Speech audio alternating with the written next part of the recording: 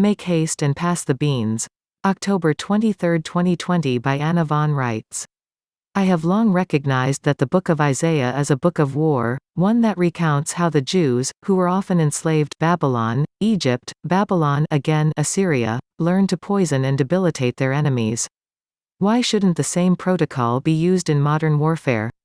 Isaiah specifically points out how to denature bread, so that it lacks its ability to nourish. I have removed the staff, meaning the staff of life, bread, and how to use putrid flesh to denature water. And the stay, water. Also how to denature and pollute and poison food by using brass containers to cook and store it. Or, translated to modern terms, aluminum containers? And fluoridated water? Same deal. Even the table salt has been denatured, so that it no longer contains iodine and other vital mineral salts. Yet, we have stood by while the scientists and doctors have allowed and promoted the degradation and demineralization of our food sources, the deliberate pollution of our water, and the use of known poisonous metals as food containers and cooking vessels. Go figure. However, even knowing the secrets of Isaiah, I was completely stunned this morning when a colleague in France sent me a PDF copy of Tracking Down the Killer, a small book from 1929 that recounts one person's journey of discovery, impelled by an urgent personal health crisis. http://annavonreitz.com/trackingdownthekiller.pdf English. http://annavonreitz.com/allapoursuituture.pdf French. After suffering all the slings and arrows and expenses of the health system, which self-evidently doesn't work, our hero was forced to take the extreme measure of thinking for himself. And like Bilbo Baggins stepping out the front door of his cozy hobbit hole, our hero was set upon a road most unexpected, to conclusions he could not have foreseen, all which eerily resemble the exact quagmire that we find ourselves embroiled in today.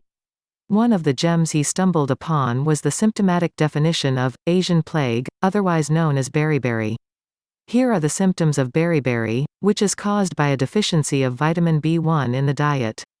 Beriberi acute form, symptoms, stages in order: indigestion, constipation, nasal affection like a cold, lassitude, heart palpitation, hard breathing, usually ends with death from heart failure. Chronic form, early stages as above.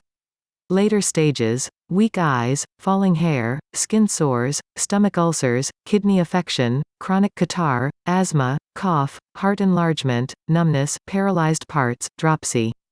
I could add brain fog to this list and it would be a perfect recital of the symptoms I have personally heard from scores of seniors in this country, and also from far younger people suffering from the hitherto virtually unknown phantom disease, fibromyalgia. Sugar poisoning and glandular collapse, also known as diabetes, also shares some of these symptoms, especially neuropathy and destruction of peripheral nerves. And obesity is easily explained, too. As Isaiah describes it, people eat, but cannot be filled. All the nourishment is taken out of their food, so their bodies continue to send hunger signals to the brain, and the victims continue to eat more and more useless calories in a vain attempt to get the nutrients they need. Debilitated by malnutrition in the midst of apparent plenty, poisoned by metals and metallic oxides, the body succumbs both because of what it lacks, and the heavy load of poisonous toxins it must excrete. Along the way, the victims become confused, some even becoming psychotic. Alzheimer's, anyone? Does it make sense to you that doctors and scientists who depend on disease as their bread and butter and also as the source of their social prestige and political power, would seek to create more of it? Does it make sense that other people who have read Isaiah have the blueprint for this, and have had the blueprint for thousands of years? Denature the bread, pollute the water, introduce poisonous metals into the cooking and food storage process. Simple. The yield? A debilitated, sick, confused, and secretively poisoned populace, dependent on the same government and health officials that used this ancient protocol against them, and all in order to enrich themselves and enhance their political power by making everyone else sick and helpless. The answer? Redouble efforts to squelch fluoridation and install water purification systems in our homes. Ban all aluminum storage containers and cooking vessels, boycott their use and spread the word. Use cast iron and stainless steel and vitreous glass for cooking and food storage purposes. Eat organically grown and non-GMO goods, if possible, grow your own. And bulk up on the missing B1 vitamin sources. It's not a mistake that the Ashkenazi eat heavy whole wheat and rye breads, nut-based food like halva, sesame seeds, caraway seeds, sunflower seeds, old-fashioned oatmeal, organ meats, peas and beans, beets, leafy greens, cruciferous vegetables, eggs and organic milk. They keep their brains sharp and their bodies well nourished, so that the victims of this, unobserved, crime spree are that much easier to overcome. And now that we've dealt with Isaiah and are seeing the tip of the health cartel iceberg, let me also observe that Isaiah is rooted in the Old Testament and gives the outlines of a government founded on deceit, poisoning, and surreptitious murder of innocent people. The New Testament begins with the book of Matthew, which, like Isaiah, gives a semi-hidden protocol and instructions for a new government founded on peace, forgiveness, true wisdom, and love. The New Testament is a new contract with the people of the world, and not just the Jews. We are all potentially made into chosen ones, for the Father alone will call those that he chooses to be with his Son, Jew or Gentile, Buddhist or Muslim. From among all those who accept this new government will they be chosen, and called, to enter into the new kingdom on earth. We will recognize his voice, as we recognize the voice of a loved one who has been away from home. We shall hear it and know that it is him in the same way, and nobody will deceive us. Meanwhile, it's autumn. And it's a hard autumn. Time to cook up a good pot of beans, and add some carrots to it.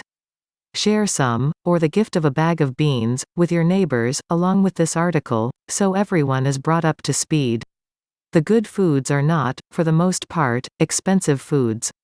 They are the foods of former slaves in a distant era, simple and unprocessed and hearty, and well within the means of most people to obtain.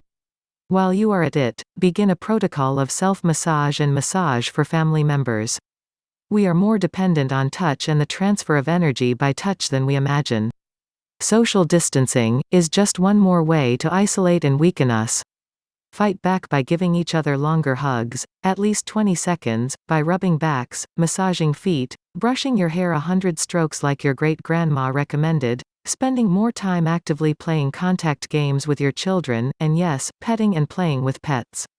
It all helps and builds a tapestry of beneficial energy that you can rely on to strengthen your connection to the source of all life. Now that you know their game plan, it's time to get your game on, too. A PDF of Tracking Down the Killer will be posted on my website. Go to www.annavonreitz.com to read this fascinating Depression-era expose.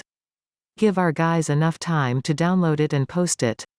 And remember, things that are too strong for Facebook are now being posted exclusively on my website, www.annavonreitz.com, and through www.theamericanstatesassembly.net.